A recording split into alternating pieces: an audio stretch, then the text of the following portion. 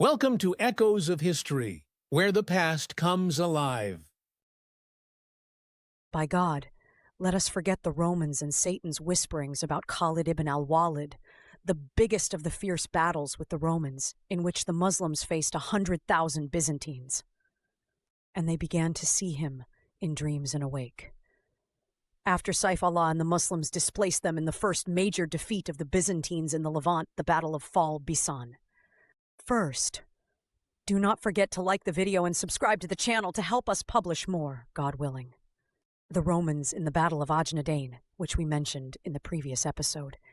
He gathered his forces to return to Damascus to complete its siege, but the Romans ambushed him on the road at Marj as-Safar and did not give the Muslims time to organize their ranks. The Romans attacked them severely. As a result, the ranks of the Muslims retreated and began to crumble. But Mu'adh bin Jabal shouted at them and said, "Be firm and do not turn your backs on the infidels." So the souls of the Muslims were protected, and God made them steadfast in action. They began to repel the huge Roman attack and pushed them back little by little, until the ranks of the Romans began to turmoil, and the Muslims attacked them intensified. They were defeated and retreated backwards. That's when the Rum crowds fled from fear. They fled in panic, scattering in every direction, and the army of Marj al-Safar was displaced, thanks to God, after almost conquering the Muslims for the first time.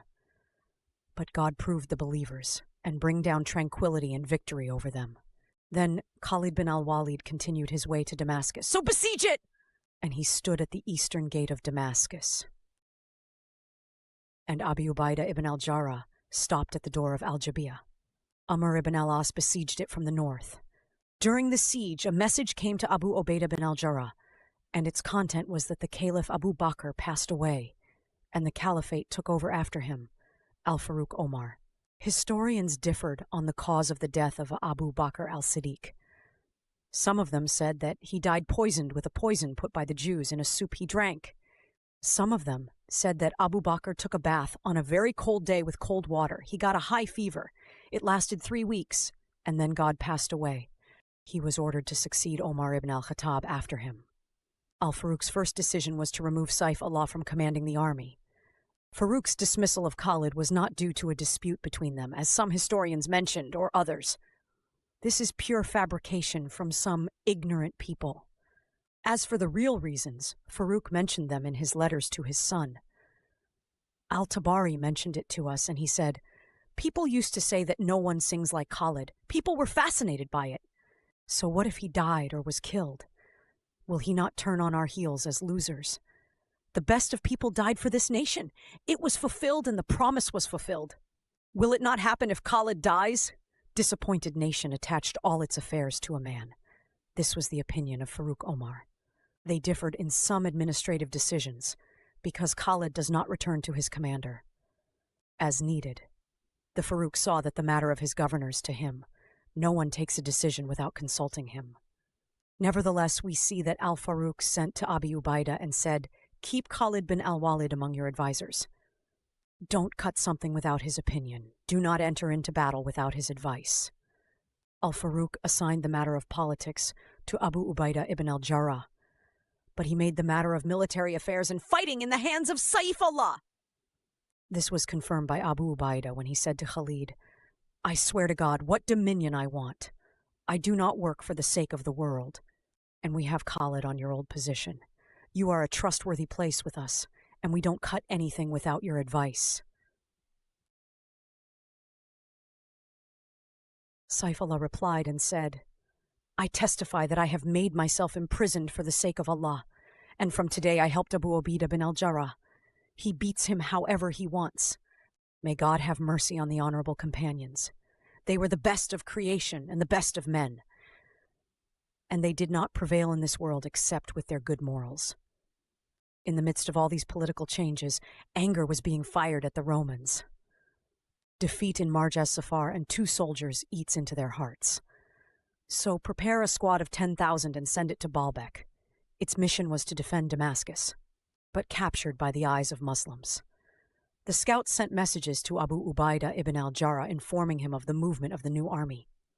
Then a message came from Amr ibn al-As to Abu Ubaidah telling him that the Ghassanids and fragments of the Romans from Ajnadain and Marj al-Safar had gathered in a city seeking revenge.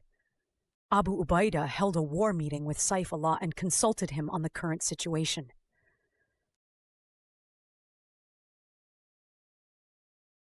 Khaled suggested that supplies be sent urgently to Amr ibn al-As and Sharhabil ibn Hasna in the city of Fahal in Jordan, corresponding to the city of Bisan, because the large Ghassanid gathering in Bisan could attack the forces of Amr and Sharhabil, which did not exceed 2,500 fighters.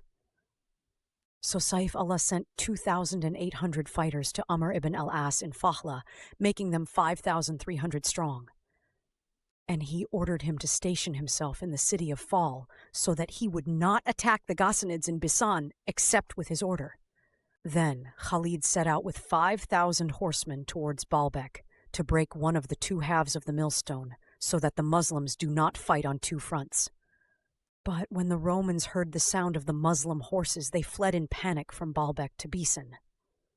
So Heraclius sent troops from Antioch to the Romans in Bisan, and the gathering of the Romans in Bisan became very great, 80,000 fighters. But when Saifullah arrived at Baalbek, he found it empty of its thrones from the Romans. So he realized that Amr and Sharhabila were in great danger. They had only 5,000 fighters. Khaled hastily returned to Damascus and advised Abu Ubaidah to head quickly to the city of Fahal. Khaled and Abu Ubaidah moved with 20,000 fighters, and they left Yazid ibn Abi Sufyan with 5,000 fighters to complete the siege of the city of Damascus. Khalid bin Yazid asked not to clash with the soldiers of Damascus, and it is forbidden to enter the supplies for them only. Saif Allah moved quickly to the city of Fahal. He connected it before the Romans attacked the Muslims there. When he learned of the arrival of supplies to the Muslim camp at Fal, they were very upset. There was no separation between Bisan and Astalion except the Jordan River. The Romans in Bisan feared the unstoppable Muslim knights. One of the leaders of the Romans suggested demolishing the Jalut Dam in the Jordan River. Indeed, the earth was covered with water. It became a big morass, difficult for the knights to dodge. So Abu Ubaidah realized the wickedness of the Roman mind because of the clever trick that they did. Abu Ubaidah decided not to wait for supplies from Antioch to reach them. So he moved with the army and crossed the Jordan River. Abu Ubaidah sent the unsheathed sword of God at the head of a squad of horsemen towards the Bisan plain. Grom's squad is great to fight him, so he sent them Saifullah Bakis ibn Hubayra, Valtram with them tightly. Then the Romans sent another battalion on the facilitator. So the sword of God came out to them, Maysara ibn Masruk, at the head of a squad of knights to engage with them. Only 1,000 knights remained under Khalid's command, so a huge group of Romans advanced to attack him. So Saif Allah set out with his group towards them in surprising steadfastness to defeat their multitude. And the Romans realized the extent of the Muslim knights' ingenuity and superiority. God cast terror into their hearts, and weakness spread in their souls. They fled. Here Saifullah shouted at the entire army and said, "O people of Islam, bear the blessing of Allah." This was a sign of total annihilation. The Roman knights were slaughtering on all fronts. They started fleeing in all directions.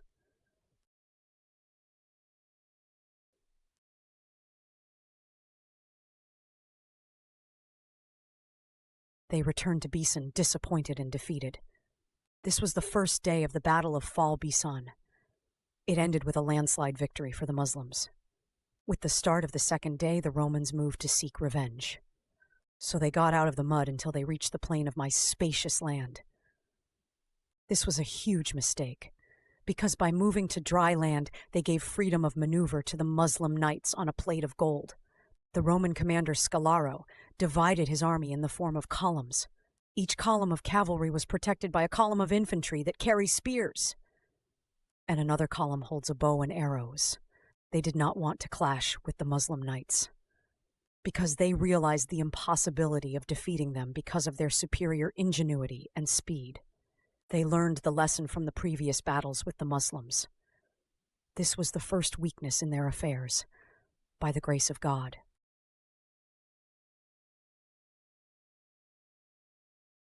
And when Saif Allah realized the fear of the Romans from his knights, he wanted to exploit the matter for the benefit of the Muslims. The sides of the Romans were devoid of cavalry. Saif Allah decided to attack the foreign infantry with his cavalry to lure the Romans away from the infantry that protected them. So Maysara bin Masruk was placed on the right of the Muslim cavalry and put in the middle Qais bin Hubayra. Saif Allah personally commanded the knights of Maysara. Then he ordered the knights of the right and left to attack the infidels. After Maysara and Khalid battled with the Roman infantry, Asklar, the Roman commander, realized that the right wing and the left wing infantry would be slaughtered by the Muslim knights. This forced him to abandon the strategy of securing the cavalry and immediately ordered the cavalry columns within the army to rescue the infantry on the left and right. And that was what Saifullah had planned. Khalid shouted and said, "God has brought them out for you, so be strong against them!" So the Roman knights began to conscript one after the other. Some of them withdrew from the front of the Muslim knights. Then Qais bin Hubayra advanced with the knights of the middle and attacked the heart of the Rum. But the heart of the Rum was very strong, and he was able to repel the attack, and they were able to surround the knights and circumvent them, and they dropped Qais from his horse. He could even be killed, but when Abu Ubaidah saw the strength of the Roman heart, he immediately sent his infantry to help Qais ibn Hubayra. So Sa'id bin Zaid, the infantry commander, came forward and attacked the heart of the Rum. The ranks of the infidels were defeated, and God granted them their shoulders. At that time, Hashim bin Utbah advanced to dock with the infantry of the right of the Romans. So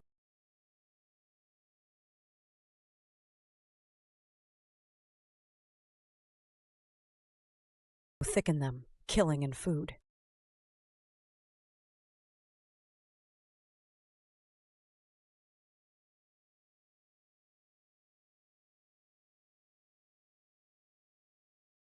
Likewise, the infantry of the left Rum advanced to fight the right. Then Mu'ad bin Jabal stood among them and said, "O people, know that God has promised you victory and supported you with faith. So help God, he will help you and make your feet firm." Mu'ad, along with Al-Maymana, carried out a great campaign against the Romans.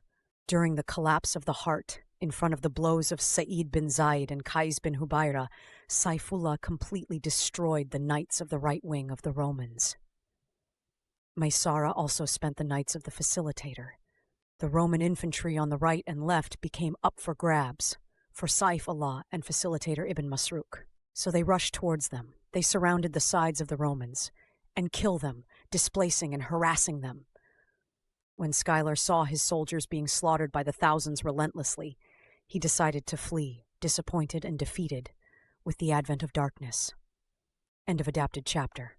But he and his soldiers fell into the muddy ground, which he prepared to restrict the movement of Muslims.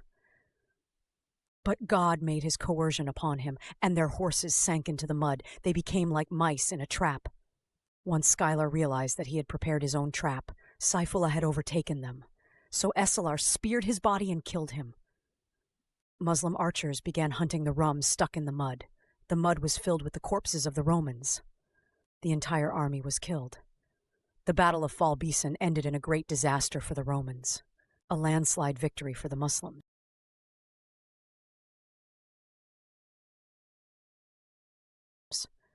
And when the people of Bisan saw Bahal with their huge army, they asked Abu Ubaidah for peace on the payment of tribute.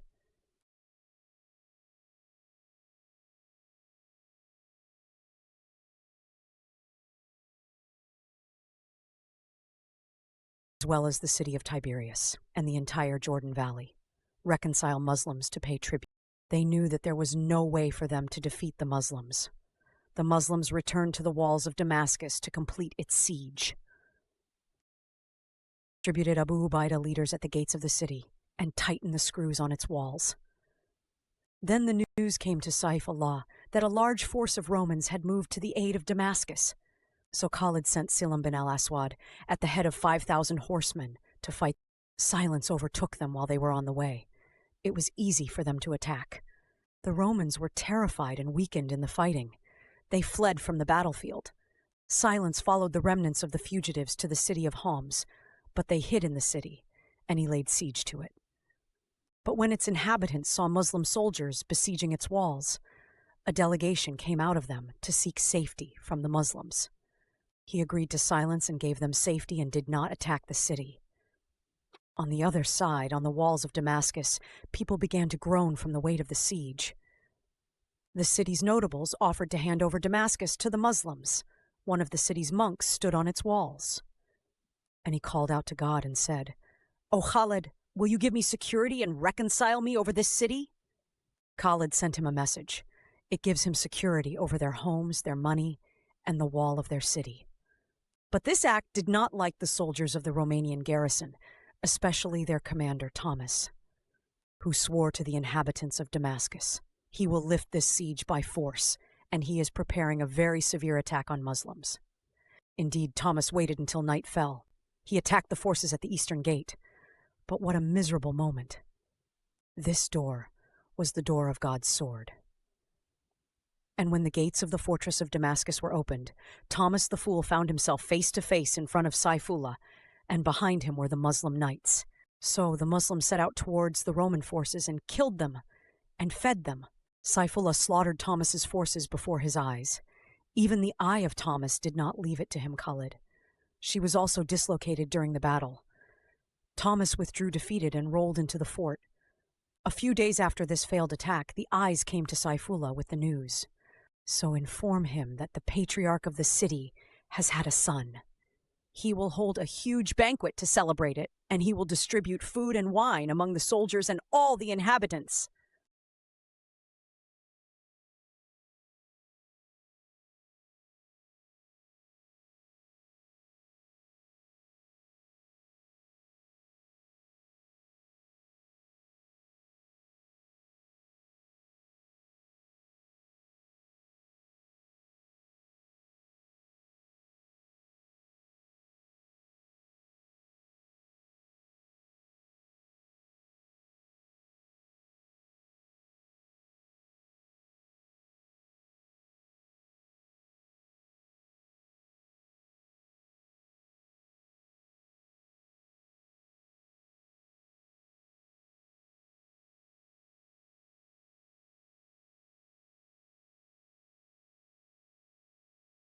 When the Patriarch of Damascus learned of the storming of the city from the eastern gate at the hands of Khaled bin Al-Walid, he sent hastily to Abu Ubaidah bin Al-Jarrah and told him that he had handed over the city to him.